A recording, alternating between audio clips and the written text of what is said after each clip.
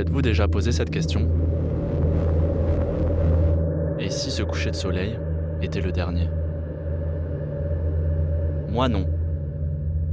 Pas par insouciance, mais parce que j'étais convaincu d'avoir une bonne raison d'être là. Est-ce que ça suffit vraiment pour laisser une trace? Il faut que je vous raconte.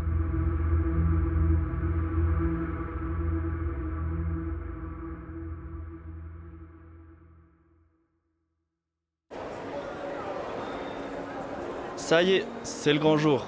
Il est temps de rejoindre le glacier Athabasca, point de départ de mon aventure.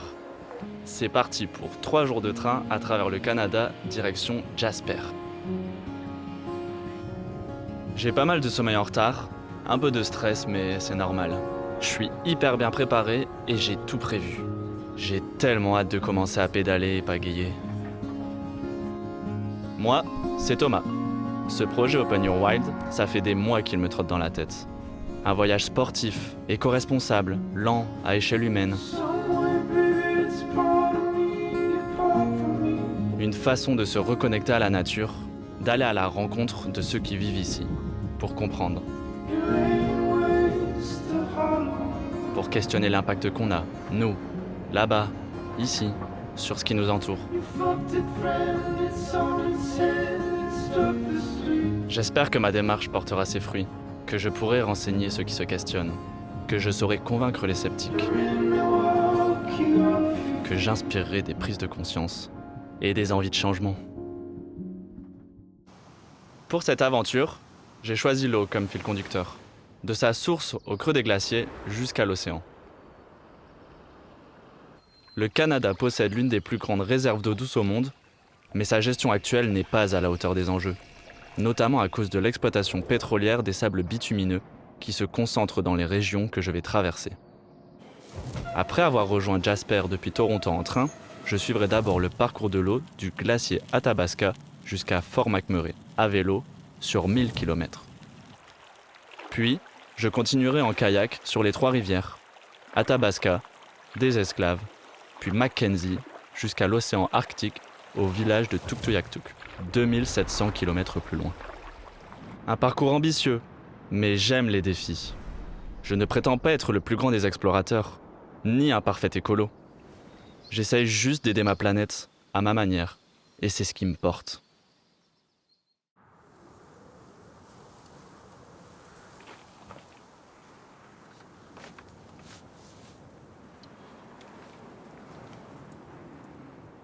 Ça y est, j'y suis. Point de départ. Glacier Athabasca. Ça fait bizarre. J'en rêve depuis des mois. C'est parti. Glacier Athabasca. En route, c'est parti. Allez, let's go, Toto. C'est parti. C'est parti pour 9 jours de vélo, avec environ 100 km à parcourir chaque jour. Ça me paraissait raisonnable, mais le vélo est sacrément chargé. J'ai beaucoup trop d'affaires. J'espère que ça va tenir, et que je vais tenir. Je voulais que tout soit prévu, carré, anticipé, mais qu'est-ce que c'est lourd. Heureusement, il y a parfois de belles descentes, alors je kiffe. Some moves I told you, this ain't where it's at. So you packed your bags and one night you headed out. Be the same, do you miss? Les 2 premiers jours, j'ai dormi chez l'habitant, alors le 3e jour, il était temps d'inaugurer ma tente. Premier bivouac, ma tente prend déjà l'eau. Do you miss me?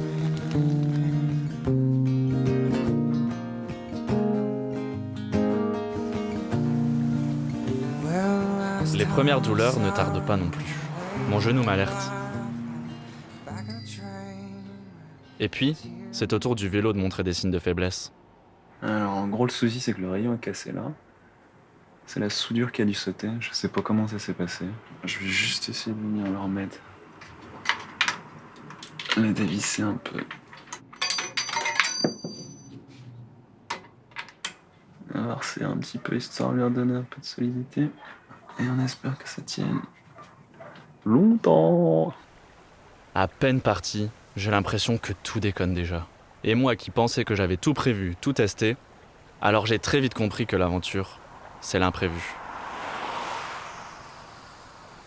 Perfect weather.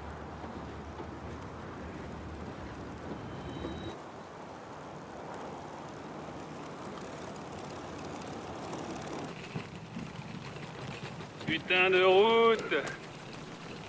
Putain de route de merde. La route est longue et monotone, et je me rends compte qu'ici, personne ne connaît vraiment le vélo. Tout le monde roule en pick-up. Je fais un peu tâche avec mon voyage éco-friendly. Mais rien n'entame ma motivation et ma bonne humeur.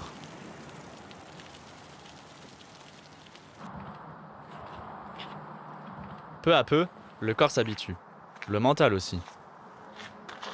Je commence à comprendre qu'il faut lâcher prise.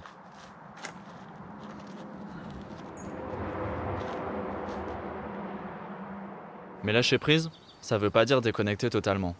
Je rate jamais un live de Mike Horn, le plus grand aventurier à mes yeux. Et ça m'inspire. Happening is that reach camp 2. We will leave base camp at 4 o'clock in the morning. Climb to an altitude of about 500 meters during the night. Le vélo a toujours des petits problèmes, mais ça m'empêche pas de prendre du plaisir. Un soir, j'ai pris un hôtel. J'avais besoin de confort, même si je me suis fait sanctionner niveau prix. Ce matin, en voulant charger mon sac, j'ai tiré un peu trop fort dessus. Et du coup, j'ai arraché le truc pour le serrer. Du coup, je fais un peu de couture.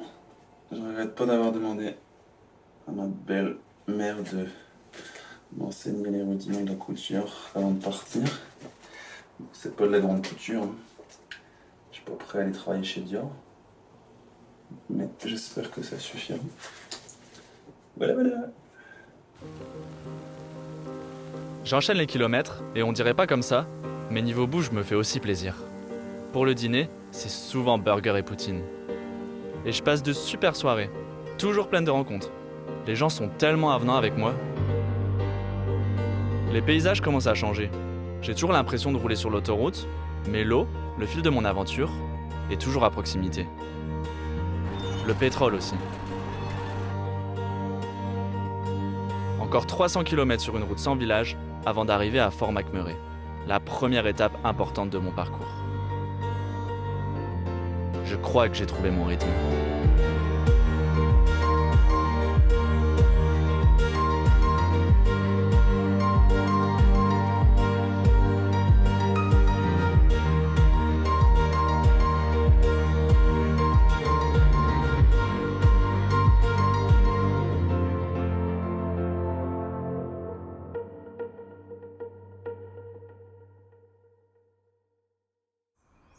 Bienvenue au royaume du pétrole, en plein cœur de la forêt boréale.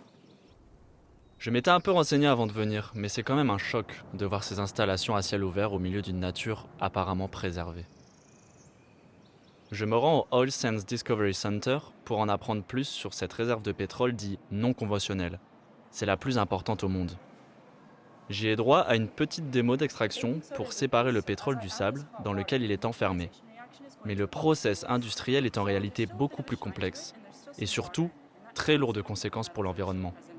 Dégradation des sols, destruction des forêts et pollution des eaux. J'ai l'occasion d'en parler à pas mal de gens ici, et tout n'est pas noir ou blanc. Les gens sont conscients des impacts, mais n'ont pas vraiment le choix. C'est quasiment la seule source de travail ici. Et eux aussi subissent les conséquences du réchauffement climatique. Hiver doux, avec moins de neige, été plus chaud, avec des incendies plus fréquents. Je relativise. Je ne m'y attendais pas, mais j'ai fait des superbes rencontres dans cette ville. J'y ai appris beaucoup de choses et ça va me faire bizarre de partir. Mais j'ai hâte de me lancer sur cette rivière.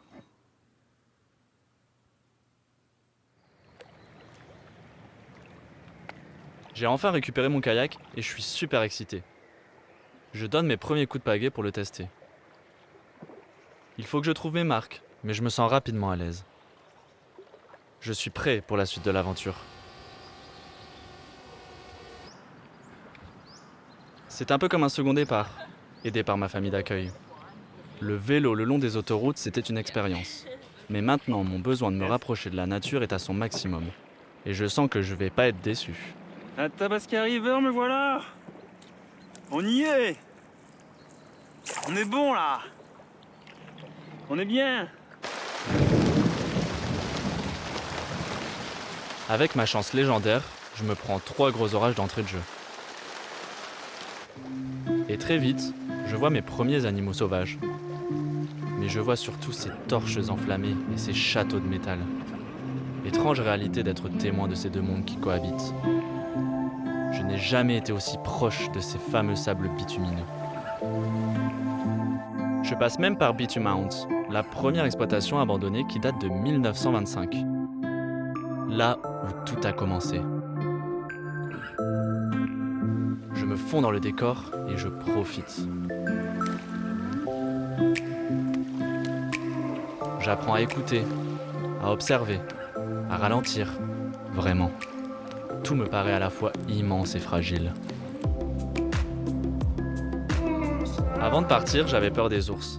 Mais je comprends vite que les véritables prédateurs ici, ce sont les moustiques. Alors je m'équipe.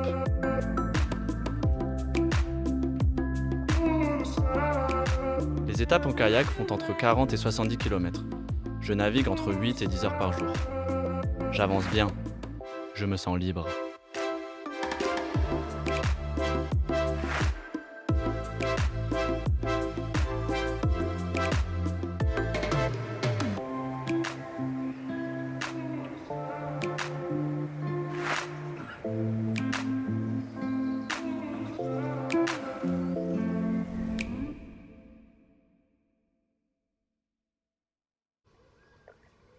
Ok. C'est qui le chef? C'est qui le chef? Hein mon gars? Je veux pas t'embêter. Je sais que t'es chez toi. D'accord? Je fais juste que passer, donc s'il te plaît. S'il te plaît. Essaie de me laisser tranquille. D'accord? On reste copains, on reste bon pote. On reste bon ami. Ok?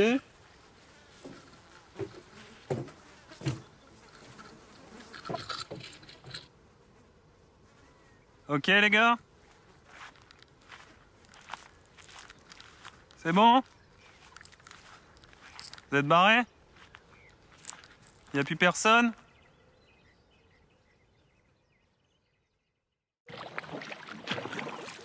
Putain, yes! Enfin! Ouh!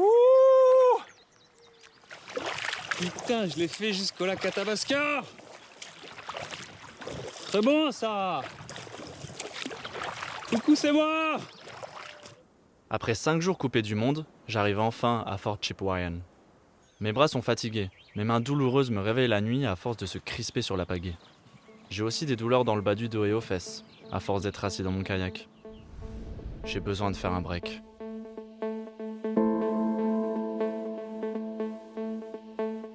Nouveau départ. Je commence à être rodé. Mais je suis en petite forme, je crois que j'ai chopé une bronchite. Heureusement, la beauté des lieux me fait oublier mes petits soucis.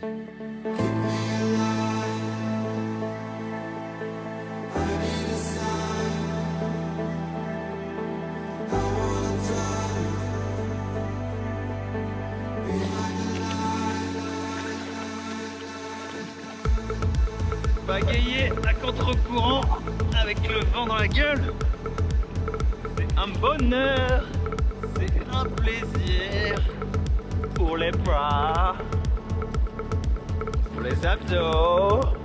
La rivière des Esclaves s'avère beaucoup plus sportive que la rivière Athabasca.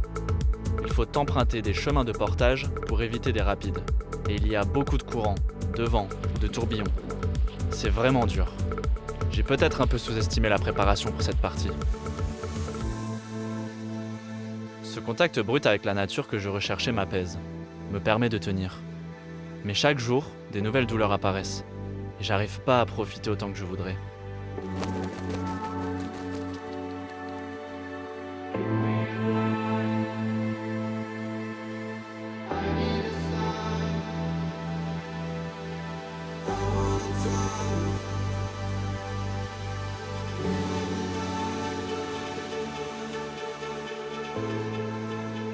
Mon corps me fait comprendre que je pousse un peu fort.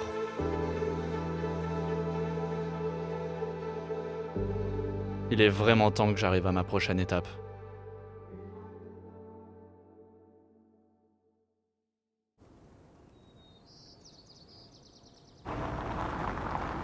Petite entorse à mon voyage bas carbone pour éviter 21 km de rapide infranchissable.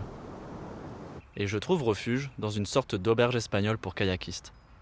Un petit coin de paradis. J'y prendrai 2 jours de repos cette fois-ci.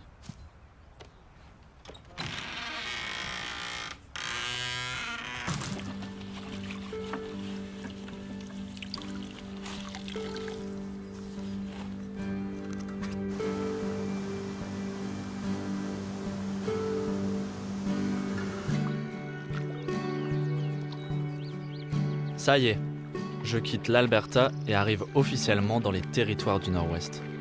Encore 5 jours de navigation coupée du monde. J'apprécie cette solitude, mais les rencontres des premiers jours me manquent.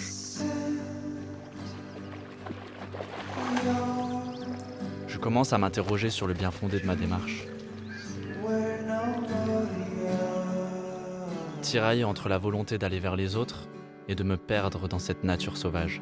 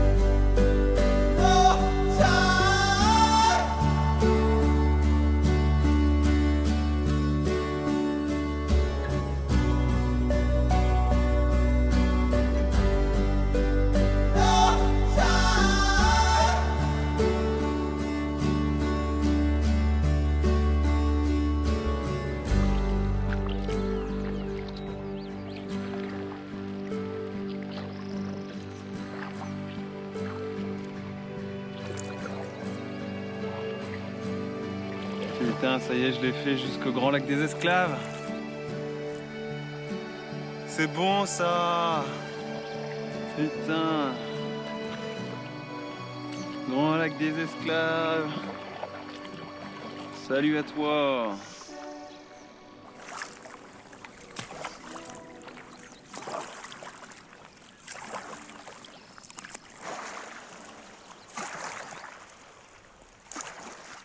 À Fort Resolution, je fais la connaissance de Wilfrid qui m'accueille à bras ouverts et me fait découvrir le village et son histoire. C'est un First Nation, un des premiers peuples du Canada. Il me parle de l'arrivée des White People et des conséquences sur son peuple. On parle aussi des étés plus chauds, du niveau des lacs qui diminue à cause des barrages et du réchauffement climatique. Il pense qu'on est tous connectés, qu'il faut s'entraider, partager. Cette rencontre au milieu de nulle part me touche profondément et redonne du sens à ma présence ici.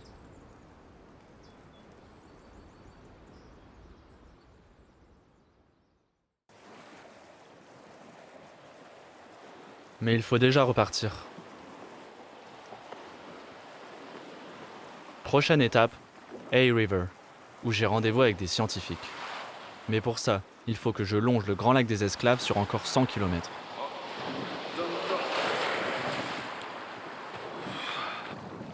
Je savais que le lac pouvait être difficile à naviguer, le vent pouvant vous clouer plusieurs jours sur le rivage.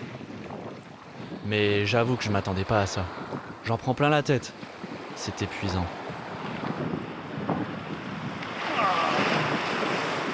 À plusieurs reprises, je manque de me retourner. Et je dois faire plusieurs pauses pour vider le kayak qui prend l'eau.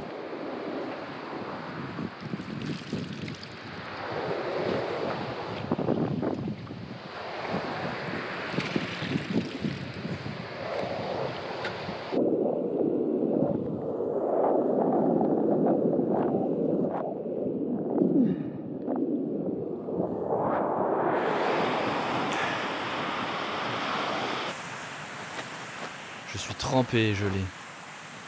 J'ai peur de l'hypothermie. sera pas pour aujourd'hui. Espérons pour demain.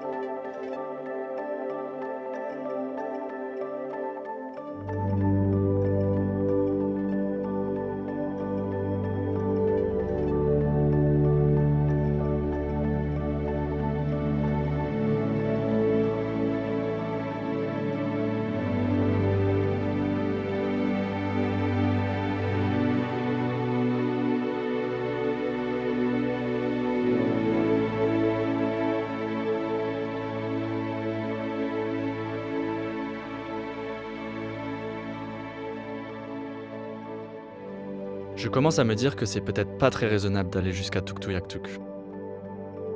J'ai déjà fait 800 km de kayak et il m'en reste plus de 1700.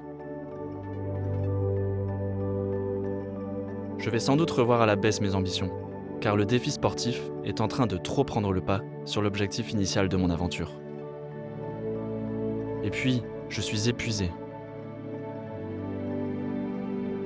Quand on a envie de sauver le monde, on voit trop grand.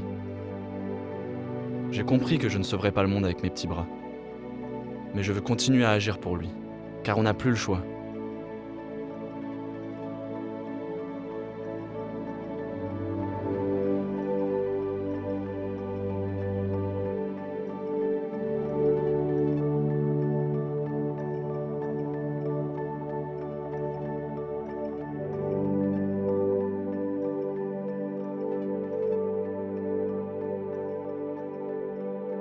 Comme dans la légende, je ne suis que le petit colibri qui essaye de faire sa part.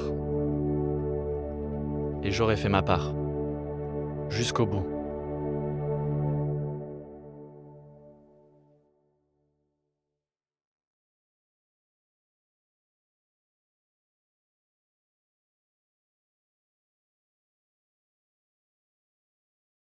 Thomas était un homme heureux, avec des questions plein la tête. Il essayait d'être la meilleure version de l'humanité possible.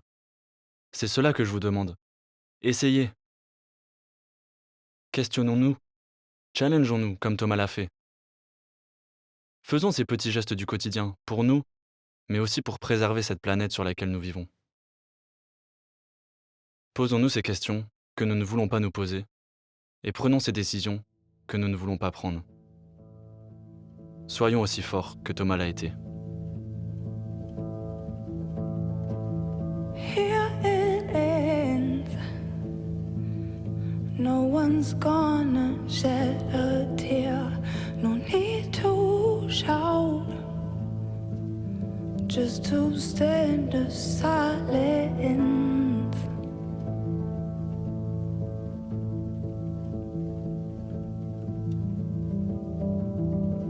They will spend time in the early morning's haze. You sit and wait, watching full glasses through blank eyes. This is not what you wanted, not what you